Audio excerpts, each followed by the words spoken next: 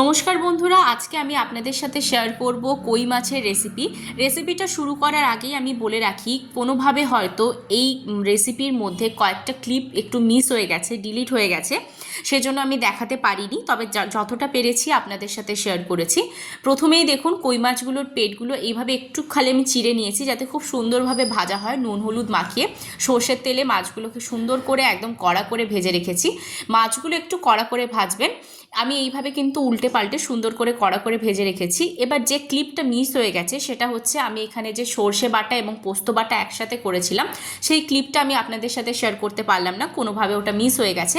তবে এখানে আমি সর্ষে আর পোস্ত দুটোর মিশ্রণ করে কিন্তু একটা পেস্ট বানিয়েছিলাম, সেটাই এর মধ্যে দিয়েছি। আর এর মধ্যে দিয়েছি কালো জিরে আর কাঁচা লঙ্কা, আর দিয়ে দিয়েছিলাম এখানে কিছুটা পরিমাণ পেঁয়াজ কুচি।